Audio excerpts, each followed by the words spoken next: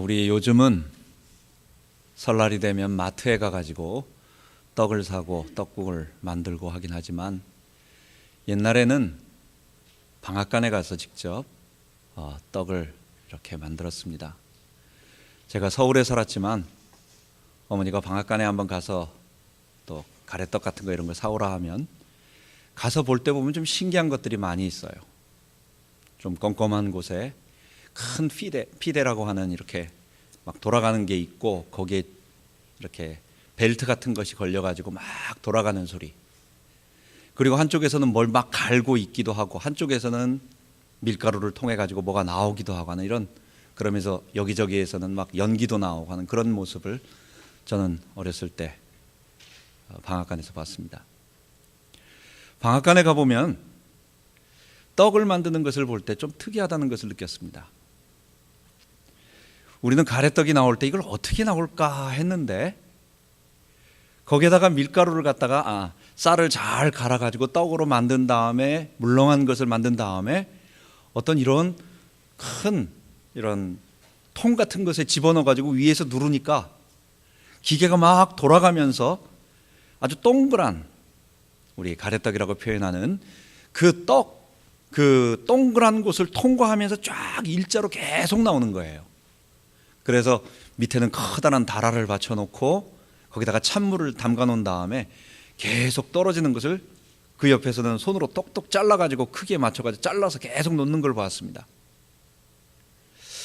여러분, 우리가 떡국떡을 만들거나 아니면 무슨 떡볶이 떡을 만들 때 모양이 일편 똑같이 나올 수 있는 것이 뭡니까? 그게 같은 그 밀가루 떡을 만드는 그 가래떡을 만드는 그것을 통과하면 그런 모양과 그런 형태와 그런 결과가 나오는 것입니다. 그리스도를 통과한 사람, 그리스도를 거쳐서 그리스도를 믿고 또 그리스도를 붙잡고 그리스도를 의지하는 사람들, 그리스도라고 하는 동그란 통에, 동그란 원형 틀에 통과한 사람들의 모습은 우린 그것을 그리스도인이라고 말할 수 있겠지요. 여러분, 그런 그리스도는 어떤 사람들입니까?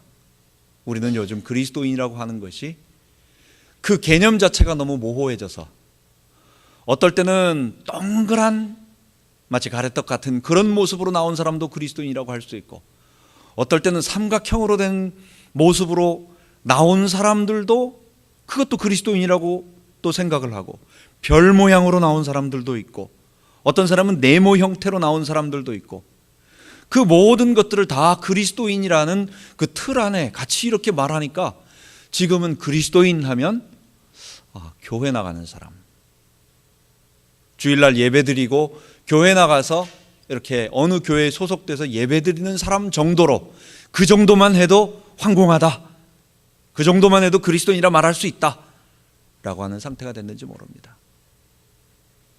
여러분, 한번 잘 생각해 봅시다. 예수님께서 좁은 문이라고 말씀하셨고 예수님께서 어떤 모양의 하나를 갖다가 딱 맞춰주셨어요. 그리고 거기를 다 통과하기를 원하세요. 그것을 통과한 사람들은 몸에 그리스도의 흔적들을 다 가지고 있고 그런 모습으로 변화된, 누가 봐도 저거는 그리스도라고 하는 틀을 통과한 사람들이구나, 크리스찬이구나 하는 것을 느낄 수 있어요. 그 모습이 뭡니까? 성경은 우리들에게 그것을 모호하게 말하지 않고 세 가지로 말하고 있는 것입니다. 첫 번째, 우리는 구원이 하나님 백성 되는 구원으로서 우리는 이 땅에 잘 먹고 풍요롭고 부요하고 결핍감 없고 내가 하고 싶은 것 다 하겠다고 하는 그런 구원을 받은 사람들이 아니라 우리의 미래에 우리 주의 재림과 우리의 몸의 부활이 일어나고 나서 하나님의 심판대가 지나고 그리고 그것을 통과하고 난 다음에 영원한 새하늘과 새 땅이 올 때 우리는 다 그리스도와 똑같이 부활한 모습으로 변화되어서 광채나는 영광스러운 모습, 죄가 없는 모습, 사망이 우리를 지배하지 못하는 모습, 더 이상 사단에게 유혹당하지 않는 모습, 그런 모습으로 전부 변화될 것입니다. 그리고 영원히 하나님과 함께 살 사람들입니다. 우리가 받는 구원은 딴 구원이 아니에요. 그리스도인은 누구냐? 이 구원을 믿고 바라고 그 방향을 향하여 주의 재림과 우리 몸의 부활을 기다리며 나아가는 사람들입니다. 두 번째, 그리스도의 틀이라고 하는 것은, 두 번째는 뭐냐면 십자가와 부활을 믿는 것입니다. 예수 그리스도의 십자가와 부활을 통해서 우리 몸에 다 흔적이 하나씩 남겨 있어요. 우리는 우리의 옛사람, 본래 창조하신 이 본래 인간의 모습은 아름답고 거룩하고 선하였는데, 그랬는데 우리의 범죄로 말미암아 하나님처럼 되겠다고 해서 우리의 몸속에 아담의 죄들이 다 가지고 있는, 우린 죄인으로 태어난 것입니다. 이러한 아담의 죄를 십자가에 못 박는 것입니다. 예수의 십자가, 나를 위하여 피 흘리신 그 예수의 십자가 앞에 우리의 모든 것을 드리고 나도 똑같이 예수와 함께 죽는 거예요. 예수님은 날 위해 죽었으니 고맙다, 기쁘다, 그러고 끝나는 것이 아니라 예수님이 날 위해 죽으신 그 죽음이 나의 죽음이 되는 것은 내가 똑같이 예수와 함께 영적으로 그걸 믿음이라고 말하고 그것을 회개라고 말하는 것입니다. 십자가 앞에 나의 죄를, 나의 옛사람을 못 받고 죽는 것입니다. 내가 주인됨을 포기하고 지금까지 내가 주인 되어서 살아왔던 모든 부정적인 것들을 다 주님 앞에 뉘우치고 회개하고 돌이키고, 그리고 부활, 그리스도께서 나를 의로운 백성으로, 하나님의 의로, 그리스도의 부활 생명으로, 그리고 성령으로 내 안에 들어오셔서 나와 함께 하시는 사람이다. 이게 십자가와 부활을 믿는 것입니다. 그리스도인은 누구냐? 영원한 미래의 하나님 백성의 거룩한 모습을 얻으며 나아가는 그 사람들이면서, 이게 구원이면서, 그 방법은 십자가와 부활을 믿음으로, 그리스도의 십자가와 부활을 믿음으로 나의 옛자아가 죽고 세례받아 죽듯이, 그리고 그리스도와 함께 다시 살아난 사람들이다. 여러분, 마지막으로 이 세 번째, 그렇다고 한다면 그것을 믿는다, 예수를 믿는다, 십자가와 부활을 믿는다, 그리고 하나님의 백성으로서 오늘 살아간다라는 말은 무엇일까요? 우리는 죄 용서받고, 그리고 오늘 우리가 지난 시간부터 계속 의도적으로 말하고 있는 칭의, 이전에는 하나님의 의라고 말씀을 드렸습니다. 그런데 이 칭의라는 단어가 너무 좋은 단어이고, 우리 앞섰던 믿음의 모든 사람들이 공통적으로 표현을 했던 공통 단어이기 때문에 우리도 배우는 것이, 우리도 거기에 익숙하는 것이 더 좋기 때문에 의도적으로 처음엔 불편한 것 같고 이상한 것 같지만 계속 씁니다. 칭의, 의롭다 칭하심, 의롭다 하심, 우리를 의롭다 여기심, 뭐로? 하나님의 의로 우리를 덧입혀 주시는 것입니다. 그래서 구원받은 자, 예수를 통과한 자, 예수의 생명을 가지고 살아가는 자, 그리스도인의 모습은 마지막으로 다른 건 다 안 보여요. 그 사람 머릿속에 무엇을 믿고 있느냐, 그 사람이 바라고 있는 목표와 나가야 할 방향은 뭐냐는 안 보이는 거예요. 미래에 이루어질 영원한 영광스러운 모습, 그리고 십자가와 부활을 통해서 죄에 대하여 죽고 의에 대해서 살아나는 것, 이거는 영적인 거라 보이지 않아요. 그런데 믿고 있는 우리의 삶에서 이제 드러나 보이는 게 딱 하나 있다는 거예요. 그게 뭐냐? 오늘 죄 용서받고 구원받은 하나님의 백성은 오늘 칭의를 통해서, 우리 속에 있는 하나님의 의를 통해서 의롭다 여기심을 받은 그 하나님의 의를 통해서 죄를 이기며 승리해 나간다. 그 구원을 이루어 나간다. 그 모습이 우리에게 나타나는 것입니다. 이게 미국 사람이건 아니면 아프리카 사람이건 아시안이건 모든 그리스도인이라고 하는 사람들이 가지고 있는 모습이에요. 이 정체성에서 벗어나게 되면 그리스도인이 아닌 것입니다. 구원이 없는 것입니다. 여러분, 그래서 구원의 길은 이 틀, 그리스도의 틀을 통과한 사람들, 그래서 그 틀이 만들어낸 모양으로 모습을 갖추고 성령의 인도를 받아서 죄 용서받고 이 죄의 세력을 이기며, 우리가 부정적으로 말할 때는 나는 죄인입니다, 죄 용서해 주세요, 죄 얘기하는 것 같지만 이걸 긍정적으로 바꾼다면 하나님은 지금 우리에게 무엇을 주셨어요? 하나님의 의를 주셨어요. 우리는 칭의를 받은 자들이에요. 우리는 의롭다 칭함을 받고 이 죄와 싸워 이길 수 있는 자들이에요.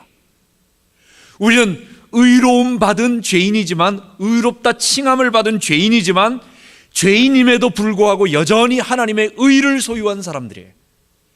어디에다가 강조점을 두느냐, 또 어디를 갖다가 많이 부르느냐에 따라서 좀 사람이 어떻게 보면 맨날 죄만 붙잡는 것 같다 할 수 있지만, 여러분, 우리는 그리스도의 의와 함께 살아가는 의로운 백성임을 잊지 말아야 되겠습니다. 여러분, 그래서 앞으로 계속해서 다음 주는 우리가 야외 예배지만 그 다음 주에 계속해서 칭의가 우리에게 어떤 열과를 하는지를 좀 더 구체적으로 말씀을 나누겠습니다. 오늘은 5월 첫째 주일입니다. 가정의 달. 그렇다고 하면 이 칭의, 하나님의 의, 믿는 자, 그 예수를 믿는 자들에게 주시는 그리스도의 부활 생명으로 죄를 다 정결케 하고 죄와 싸워 이길 수 있는 힘을 주신 그 그리스도의 의, 칭의가 오늘 우리 삶에서, 특히 가정에서, 아내와 남편과의 관계 속에서, 또 부모와 자녀의 관계 속에서 어떤 열매가 있고 어떤 결과를 맺추고 또 우리는 어떻게 살아야 할 것인가를 오늘 적용하는 말씀으로 우리가 말씀을 나누도록 하겠습니다. 첫 번째로 우리는 에베소서 5장 22절부터 그 다음에 33절까지에 보면 구원 얻은 자들의 삶에 나타나고 있는 남자와 여자, 인간관계, 그것을 보여주는 것입니다. 여러분, 우리 남녀의 관계, 특히 결혼한 부부와의 그 관계, 그리고 이 땅에서 남성과 여성과의 이 관계를 역사적으로 쭉 살펴본다면 세상의 역사는 아담의 범죄 이후 철저한 힘에 의한 지배의 그런 죄의 역사이기 때문에 물리적인 힘이 약한 여성들이 일방적으로 피해를 당하고 눌림을 당하는 그런 불평등한 그런 세상의 역사였습니다. 이런 역사 속에, 그리고 그것을 가장 또 심각하게 느낄 수 있는 노예 제도가 실제적으로 존재하고 있고, 또 왕이 있고 로마 황제가 있고, 그리고 수많은 여자들을 노비로 사용하면서 이렇게 첩으로 둘 수 있는 그런 시대였던 1세기의 바울은 그 이전에 흘러내려오고 있었던 노예와 여자들은 어떤 남자의 소유물처럼 마음대로 할 수 있는 그런 악한 그런 세습의 문화 속에, 죄의 문화에 살아오고 있던 그 사람들에게 뭐라고 말하느냐? 에베소서에서는 뭐라고 말하느냐? 그리스도인들에게는 뭐라고 말하느냐? 여러분, 오늘 우리가 그것을 확인해 봐야 되겠습니다. 첫 번째로 하나님께서 주신 남자와 여자의 창조 목적과 역할이 있습니다.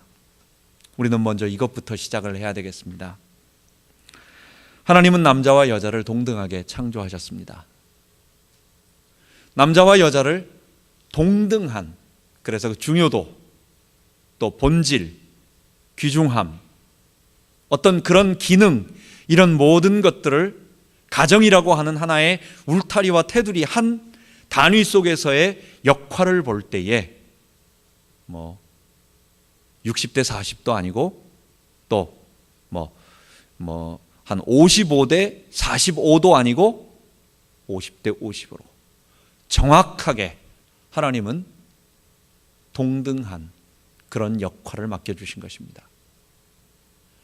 가정이라고 하는 하나님이 세우신 이 소중한 우리 인간 사회의 마지막 최후의 최소 단위라고 말할 수 있겠죠. 하나의 성인과 성인 남자와 여자가 결혼을 해서 자녀를 이루고 또 그 자녀들이 성장해서 자라기까지의 이 부모와 자식, 그리고 남편과 아내의 이 관계 속에 남자와 여자, 그리고 남자아이와 여자아이의 모든 이런 관계의 중요성과 역할과 이런 부분은 모두 똑같이 소중하고 귀중하고 본질적으로 같다는 것입니다. 그런데 하나님은 이런 남자와 여자에게 동일한 소중함과 귀중함의 본질을 주셨지만 그러나 그들을 똑같이 같은 일을 시킨 것은 아닙니다. 여러분, 남자와 여자는 다릅니다.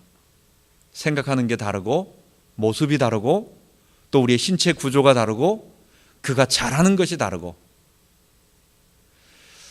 아무리 여성들이 육체적인 힘을 가졌다고 해도 아마 남성의 한 70% 정도 될 것입니다. 힘의 능력, 어떤 육체적인 물리적인 힘의 능력은 아마 그 정도 될 것입니다. 출발 자체가 다르고 하나님이 주신 것이 다릅니다. 왜냐? 그들에게 해야 할 역할과 기능이 있기 때문에. 그래서 하나님은 동일한 본질과 동일한 중요성과 동일한 것을 주셨지만 그에게 다른 역할, 각각 다른 역할을 맡기기 위해서 그에게 다른 능력, 다른 기능을 주셨습니다. 어떤 게 더 우월하냐, 어떤 게 더 뛰어나냐 나누는 자체가 죄고, 하나님은 그것을 그렇게 하지 아니하셨는데 사람들이 자꾸만 그것을 우열을 나누고 그러는 것입니다. 그게 바로 죄의 문화인 것입니다.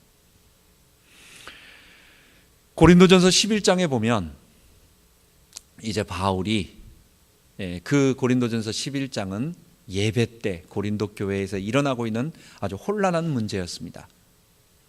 거기에서는 당시에 문화 관습상 사실 근동에 있는 사람들, 여자들, 남자들도 좀 마찬가지였지만 여자들은 주로 어떻습니까? 머리카락과 몸을 좀 가리는 쪽입니다. 노출하고 이 살을 보이고 머리카락을 보이고 이런 것은 그렇게 좋아하는 것이 아니었어요. 여러분, 여자가 머리카락을 완전히 스님처럼 머리를 깎은다고 했을 때는 야, 예쁘다 하고 다 쳐다보는 것이 아니라 조금 사람들이 놀래는 거죠. 그렇게 많이 보는 것이 아닙니다. 그렇게 사람들의 시선을 끄는 것은 그렇게 놀램이지 그게 유혹하는 것이 아닙니다. 그것 때문에 사람들에게, 그 당시에 사람들에게 신체를 드러내지 않고, 주로 드러내지 않고, 가능하면 노출하지 않고 좀 이렇게 하는 그런 모습으로 머리를 가리우고, 여러분 왜 히잡을 쓰고 그 다음에 차도르, 얼굴만 남겨놓고 전부 가리는 차도르, 그리고 눈은 이렇게 남겨놓는 니캅, 눈에다가 망사까지 다 치우는 이 부르카, 이런 이슬람 사람들이 왜 그렇게 머리를 다 뒤집어 씌우느냐? 그것은 노출함으로 말미암아 상대방을 유혹한다라고 하는, 남성들을 유혹하고자 하는 그런 어떤 의도가 있다라고 하는 모습을 보인다고 하는 것입니다. 머리카락을 드러내는 것은 상당히 그 당시에 어떤 정숙치 못한 어떤 그런 모습으로 있는 것입니다. 그런데 고린도 교회의 여자들이, 우리는 복음을 깨달았기 때문에 다 너 자유하지 않느냐, 못할 게 뭐 있느냐 해서 대부분 사람들이 다 보통 공통적으로 지금과 같으면 상관이 없겠는데 머리를 단정하게 하고 신체를 노출하지 않고 교회에 와서 예배를 드리는데, 은사를 가졌다, 기도를 많이 한다, 방언을 한다라는 사람들이 와서 머리를 벗어버리고 또 신체 노출을 드러내면서 예배장에 나오니까 사람들이 놀라는 거예요.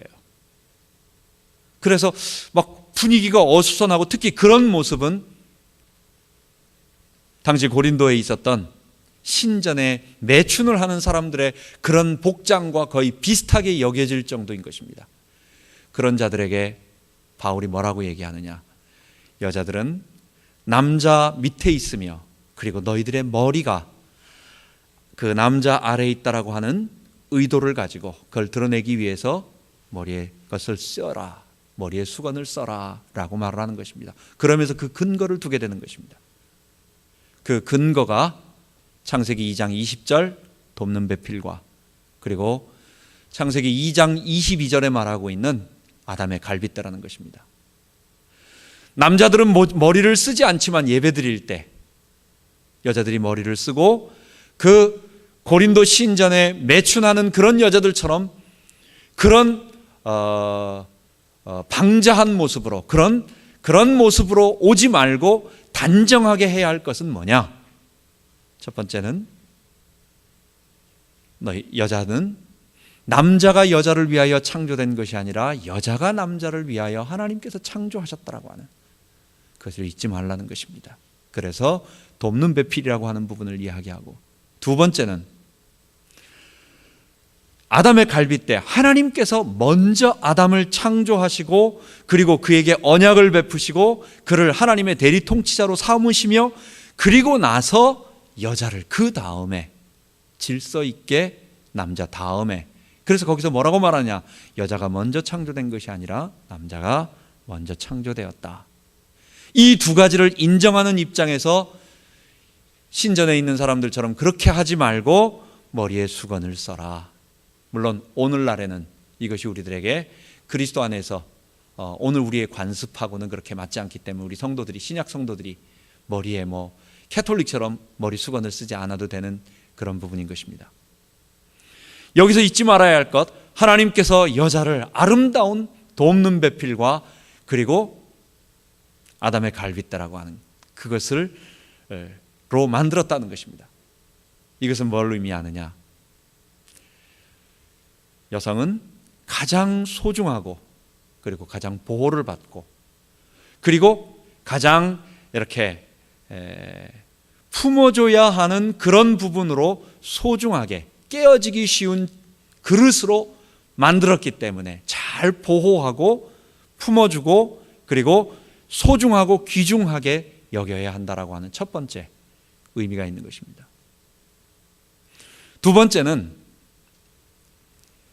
돕는 배필이라는 말 속에는, 그 속에는 아담이 완전했으면 하나님께서 돕는 배필을 주셨겠어요? 아담은 부족하다라는 것입니다.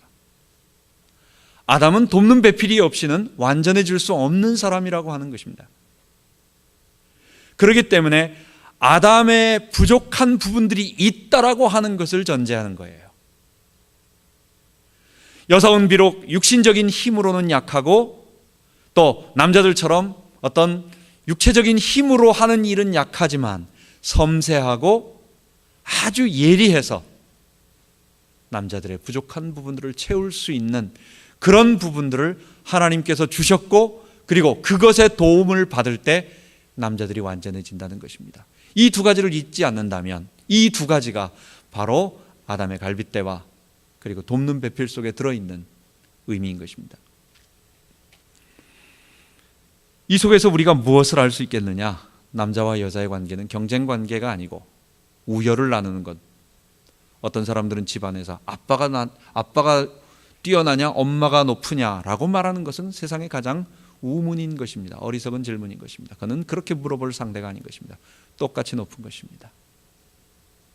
그런데 순서는 약간 질서는 있죠. 마치 성삼위 하나님 가운데 성부와 성자와 성령이 있되 그 영광과 능력과 권능과 모든 것은 동일하지만 그러나 그 안에 질서가 있듯이 우리 남자와 여자를 그렇게 창조하시고 그런 일을 맡기시고 남자를 하나님의 대리 통치자로 만드시고 하나님의 형상으로 만드시고, 그럼 여자는 아닙니까?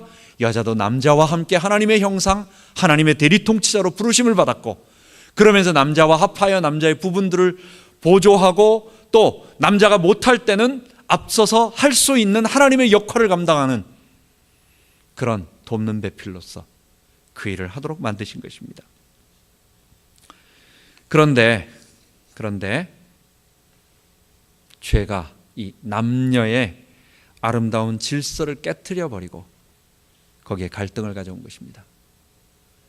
에덴 동산에는 어떠한 갈등도 없습니다. 하와가 아담에 대해서 불평을 하거나 또는 어떤 불만을 가졌거나 그런 것이 없습니다. 아름답고 서로 존경하고 서로 존중하는 상호 존중, 상호 의존입니다. 이런 관계 속에서의 아름다운 관계 속에서 자기의 역할을 감당하며 살아가고 있었는데 언제부터? 자기가 주인 되고자 하는 아담의 범죄. 그래서 하나님과의 관계가 단절되는 죽음이 우리에게 임하게 되고, 그러다 보니까 거기에서 제일 무서운 말, 성경에 여자에게 준 말 속에서 뭐라고 말합니까? 아이를 낳을 때 해산의 고통. 여러분, 제가 옛날에 시골에 우연히 잠깐 간 적이 있었는데 소가 새끼를 낳는 걸 봤어요. 수의사가 그때 고무장갑을 끼고 그 다음에 그 소의 태반으로 이거 손을 집어넣어서 그 다음에 송아지의 다리를 잡아가지고 끌어내더라고요. 끌어내면서 이렇게 있었어요. 근데 소는 음메 소리 한마디 안 하는 거예요. 가만히 그냥 꾸벅꾸벅 하면서 가만히 있는 거예요. 하나도 안 아픈가 봐요. 근데 사람은 무척 아픈 거예요. 얼마나 아픈지는 잘 모르겠지만 그 아픔이 세상에 굉장한 해산의 고통이 있습니다. 근데 그것보다 더한 것이 있습니다. 그 뒤에 뭐라고 말하느냐? 너는 남편을 사모할지어다.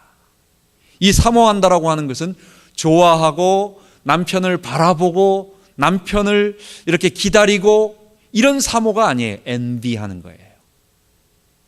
그 남편의 자리를, 그 탑의 자리를 빼앗겨서 거기서 지배받으며 고통을 당하며 거기에 억압을 당하며, 옛날에 우리 할머니들이 얼마나 억압을 당하고 고통을 당했습니까? 여러분, 이슬람에도요 뭐라고 말하느냐? 여자들이 가는 천국과 남자들이 가는 천국이 다릅니다. 여자들이 가는 천국은 좀 아래 천국입니다. 아래 단계라고 말합니다. 옛날에 우리 할머니들, 우리 아버지가 식사하고 남자들이 식사하고 난 다음에 부뚜막에 가가지고 거기서 밥상에서 식사, 남겨놓은 밥을 먹었어요. 우리 집은 어려서부터 아버지가, 우리는 교회를, 예수를 믿었기 때문에 제사를 한 번도 안 드려봤지만 옆에 제사하는 데를 한 번 가본 적이 있습니다. 제가 중학교 때인가 그때 한 번 딱 직접 밤 12시에 제사하는 걸 참석한 적이 있습니다. 친척네 집에 가서 구경을 하게 되었죠. 안 갈 수가 없어서. 남자들은 그 안에 들어가 가지고 2번 절하는 거 하는데 여자들은 밖에 나와서 문 바깥에서 문 닫고 그 바깥에서 3번인가 절을 하더라고요.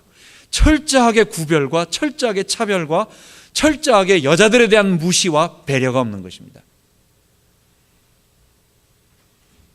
여자들에게 그런 여자들이 늘 생각하는 것, 바로 죄가 가져다 준 거예요. 인간 사회에 있어서 죄가 가져다 준, 하나님은 동일하고 무엇보다도 남자의 가장 부족한 부분들 다 하는데 한 가지를 못 하는데, 그 한 가지를 가지고 있는, 키를 가지고 있는 사람 얼마나 소중합니까?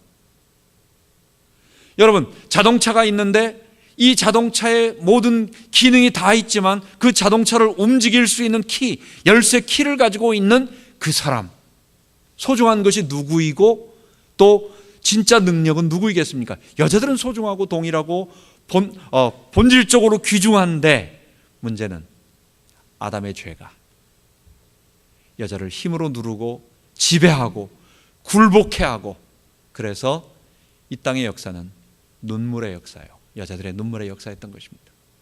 복음이 들어가기 전까지 그런 것이었습니다. 그런데 그 시대에, 바로 그것이 너무도 보편적으로 이루어지고 있는 시대에 여자들을 갖다가, 지금 우리 주변에 그런 게 있습니까? 여자들을 많이 첩으로 둬가지고 노비로 사용하는 그런 시대에 바울은 성경의 것을 가지고 혁명적으로 우리들에게 성경의 내용들을 말해주고 있는 것입니다. 칭의를 얻은 남편과 아내, 죄 용서를 받고 오늘 그리스도의 복음으로써 그리스도를 통과한 사람들, 오늘 칭의받은 우리로 죄를 이기며 구원에 이뤄가고 있는 우리는 아내와 남편 관계 속에서 어떻게 하느냐? 옛날에 어머니들, 시어머니들, 어머니들이 아들 장가 갈 때 뭐라고 말합니까? 제일 먼저, 너 처음에 잡아야 된다. 며느리 못 잡으면 평생 끌려다닌다. 그래서 어떻게든지 처음에 하여간 길을 잘 들여라, 그렇게 표현을 합니다. 근데 딸이 결혼할 때는 어떻게 얘기합니까? 처음에 잡히면 평생 고생한다. 너 그러니까 처음에 하여간 잘 이겨야 된다라고 아들에게는 잡으라고 말하고 딸에게는 잡히지 말라고 얘기합니다. 성경은 그렇게 얘기하지 않죠. 오늘 우리는 어떻게 얘기합니까? 남편과 아내, 그 사람에게 뭐라고 말하느냐? 아내들은 남편의 권위를 인정하라. 오늘 읽은 본문에 보면 5장 22절에 보면 아내들이여 자기 남편에게 복종하기를 교회가 그리스도에게 하듯 하라. 얼마나 큰 표현을 썼는지, 교회가 교회의 머리 대신 그리스도에 대해서 우리가 어떻게 합니까? 우리가 그리스도께서 말씀하시는 것을 하나라도 거부합니까? 황제의 말은 거부할 수 있어요. 앞에서는 이야기할 줄 모르지만 뒤에서는 황제 욕할 수 있습니다. 그런데 그리스도께서 우리들에게 내리시는 말씀과 우리들에게 하시는 그 표현들을 우리가 거부합니까? 우리의 전심을 다하여 그리스도를 섬기고 그리스도를 의지하고 그리스도께 순종하고 그리스도께 복종하고 그리스도께 굴복하고, 여러분, 그리스도가 말씀하실 때 우리는 하나도 거부함이 없듯이 첫 번째, 아내들에게는 우리들의 남편이 부족하고 연약하지만, 우리들의 남편이 농경사회에서는 힘으로 하는 것이기 때문에 여자들은 돈을 잘 벌지 못해요. 밭에 나가서 일할 때 남자들이 밭을 더 많이 갈고 하기 때문에 돈은 남자의 노동력을 통해서 더 많이 법니다. 그런데 지금 세대는 달라졌어요. 특히 이민사회는 좀 더 달라졌어요. 그러다 보니까 남자의 경제력이 점점 없어지게 되고 힘이 없어지게 되니까 남자가 시시해져 보이기도 하죠. 여러분, 그런데 그것을 옛날 죄의 세상에서 이루어지고 있던 것처럼, 옛날에는 내가 당했는데, 옛날에는 내가 돈이 없어서 당했는데 이제는 내가 돈을 더 많이 버니까 이제 당신이 나에게 굴복해라, 당신이 나를 섬겨라, 이러지 말라는 것입니다. 남자의 권위를 인정하라는 것입니다. 그 남자가 일을 할 수 있도록 도와주라는 것입니다. 그 남자의 부족한 것을 도와서 할 수 있도록 첫 번째, 남자에게 마음으로 순복하고 굴복하고 또 그에게 그리스도에게, 교회가 그리스도에게 복종하듯이 그렇게 하라는 것. 여러분, 이게 첫 번째 성경이 우리들에게 말하고 있는, 할 수 없어서 억지로 끌려가는 그런 힘에 굴복되어서 순종하는 그런 것이 아니라 사랑에, 그리스도의 사랑에 감동해서 우리의 주인 되시는 그리스도께 마음으로 순종하듯이 아내들은 남편에게 굴복하고 순종하는 그 모습이 우리에게 있어야 되겠습니다. 두 번째로 남편들은 아내를 소중히 여기고 사랑하라고 얘기하고 있습니다. 여러분, 지금 이 이야기는 범죄 이후에 되어진 이야기들을 얘기하는 것이 아닙니다. 남자들이 여자에게 순종하고 남자들이 여자에게 순종하는 것이 아니죠. 여자들이 남자에게 순종하고 또 그리스도께 복종하듯이 복종하고 남자의 권위를 인정하고, 또 여자들은 그렇게 하고 남자들은 여자를 사랑하고 또 이렇게 돌보고 또 그에게 여자들의 존귀함을 인정하고 하는 그런 일들, 이것은 뭐냐? 범죄 이전에 이미 창조할 때 하나님은 돕는 배필과 그리고 아담의 갈빗대라고 하는 그것을 통해서 이미 본래 그렇게 만드시고 창조의 질서였는데 그 이후에 죄가 이것을 파괴함으로 고통을 주었다는 것입니다. 그러면 범죄 이전으로 돌아가는 모습은 뭐냐? 이 질서를 잘 알고 서로 존중하고 상호 의존하며 상호 도움을 받으며 상호 존경할 수 있는, 그리고 상호 도움을 받을 수 있는, 의존하는 그 관계로 돌아가는 것입니다. 남편들은 아내를 소중히 여기고 사랑하자라는 것입니다.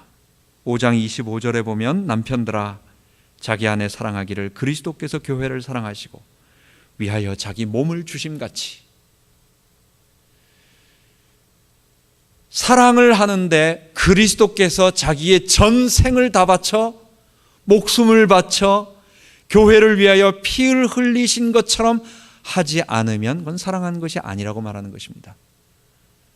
여러분, 그렇다고 한다면 이 남편과 아내의 관계, 단순하게 사랑하라, 복종하라는 관계가 그러면 이렇게 굴복하고 이렇게 또 위에서 이렇게 돌보는 그런 차원이 아니라 그리스도께서 자기의 모든 것을 바쳐서 십자가에서 죽으심 같이 할 정도까지의 사랑한 것이 아니면 사랑이 아닌 거예요.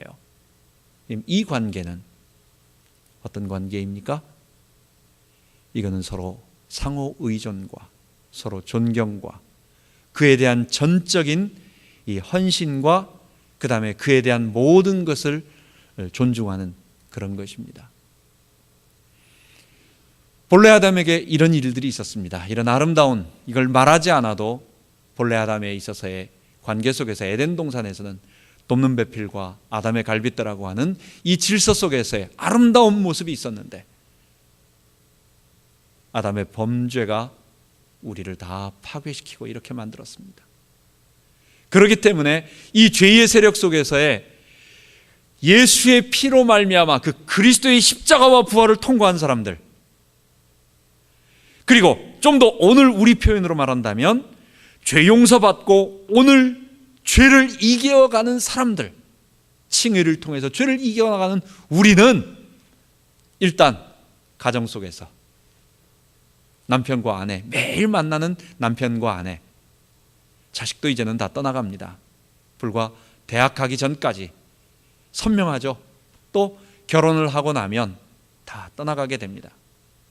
아무리 어머님 제가 좋아하고 어머니하고의 그 밀접한 그게 있었어도 그게 안 되는 거예요. 떠나가는 거예요. 아무리 부모님이 나를 걱정하고 있어도 거리적으로 떨어져 있으면 도와줄 수 없는 거예요. 그런데 남편과 아내는, 우리 오늘 첫 번째 남편과 아내는 하나님께서 세우신 마지막 친구요, 또 마지막 동역자요, 서로 돕는 배필로서, 남자만 돕는 배필, 여자만 돕는 배필이 아니에요. 남자도 돕는 배필이에요. 남자에게 없는 걸 여자가 갖고 있고, 그럼 여자에게 없는 게 남자에게 있는 거예요. 그럼 여자에게 없는 것을 도와주는 것은 뭐냐? 그게 돕는 배필이 되는 거예요. 우리 모두 그런 돕는 배필로서 사랑하며 또 서로 섬기며 봉사하며 하는 그런 것이 되는 것입니다. 아비들과 자녀들에 관한 것은 다음에 하고, 패밀리라고 하는 단어가 있습니다. 패밀리, F-A-M-I-L-Y라고 하는 스펠링은 Father and Mother, I love you. 아마 누가 나중에 갖다 붙인 거겠죠. 처음에 그것을 가지고 패밀리라는 단어를 만들진 않았겠죠. 아빠, 엄마, I love you, 사랑해요 라고 하는 의미가 있다고 합니다. 5월 가정의 달입니다. 우리가 성도와 또 목회자와 또 남자와 여자와 앞으로 이 하나님이 세우신 여기에 또 다른 남자는 없는 겁니다. 제3의 양성 어떤 그런 것은 없는 겁니다. 하나님은 한 남자와 한 여자, 한 남자와 여러 남자를 만든 것도 아니에요. 하나님이 아담을 만드시고 상와 중과 하와를 만드신 게 아니에요. 그냥 하와 하나를 만드신 거예요. 한 여자와 한 남자의 아름다운 교제와 서로 도움과 상호 존중과 상호 보완과 의존 속에서의 하나님의 아름다운 영광을 나타내는 하나님의 이 대리 통치자로서의 살아가는 그 역할. 남자는 여자를 처음에 끌어주고 부족한 부분은 보충을 받고, 또 남자가 못할 때는 여자들과 도와주면서 같이 할 수 있는 이 일을 서로 해나가는 아름다운 가정. 그러면 자녀들이 서로 사랑하고, 또 이런 부모의 올바른 모습을 보면서 그들이 이 다음에 커서 또 그런 아름다운 가정을 이루어나가는 것. 그게 바로 칭의를 통해서 오늘 우리가 하나님의 의를 가정에서 누리는 그런 것입니다. 하나님의 축복이 이번 한 주간 있기를 바랍니다. 기도하겠습니다. 하나님 아버지, 우리는 예수 그리스도를 통과한 사람들입니다.